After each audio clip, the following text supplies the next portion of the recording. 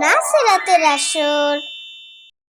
বন্ধুরা, তোমরা কি জানো কোনটি বেশি গুরুত্বপূর্ণ, দিন নাকি দুনিয়া, নাকি দুইয়ের মাঝে ভারসাম্য রক্ষা করা সম্ভব?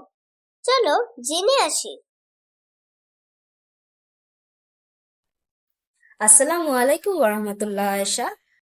ওয়ালাইকুম সালাম রাহমাতুল্লাহ। খাদিজা, কেমন আছো? অনেকদিন পর তোমার সাথে দেখা হলো। আলহামদুলিল্লাহ, আমি ভালো আছি। হ্যাঁ, আসলে অনেকদিন পর মসজিদে এসেছি। পড়ালেখার ব্যস্ততার কারণে বেশ কিছুদিন মসজিদে আসতে পারিনি। এমনকি বাসায়ও সময় মতো নামাজ ও কোরআন শরীফ পড়তে পারছি না। বুঝতে পেরেছি। জানো, আগে আমারও না এমনটাই হতো। বিভিন্ন ব্যস্ততার কারণে আমি সময় মতো নামাজ পড়তে পারতাম না, মসজিদেও আসতে পারতাম না। কিন্তু এখন আল্লাহর ফজলে সবকিছুই সময় মতো করতে পারছি। তাই তুমি কিভাবে এই সমস্যা থেকে বেরিয়ে আসলে, আমাকে বলো না। হ্যাঁ, অবশ্যই।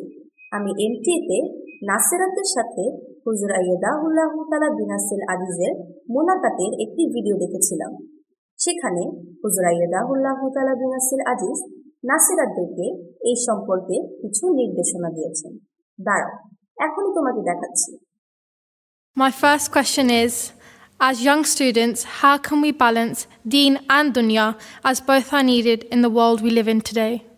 You see, you say in your ahad, your pledge, that you will keep your deen above everything, right? So, keep your deen above everything means that Allah Ta'ala has made it obligatory on you to offer 5 daily prayers, right? And properly, fervently, with full concentration, you do it.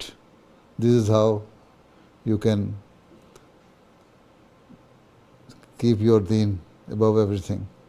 Secondly, to do tilawat of the Holy Quran daily,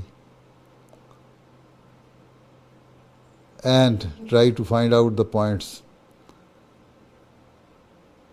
what the Quran says, what is mentioned in the Holy Quran, what are the do's and don'ts in the Holy Quran, and you have to practice those.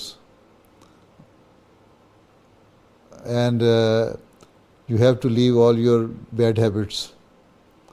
This is how you can give preference to your deen on dunya.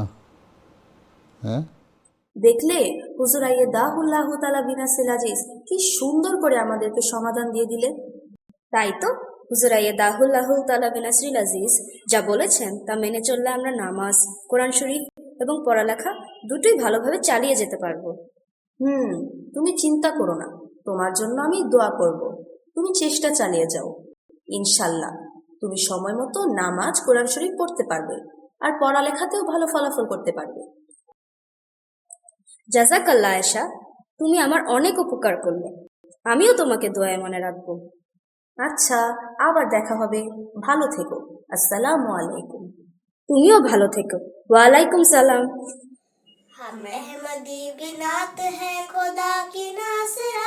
বন্ধুরা, তোমরা আমাদের পরবর্তী ভিডিওর জন্য অপেক্ষা করো, শীঘ্রই দেখা হবে।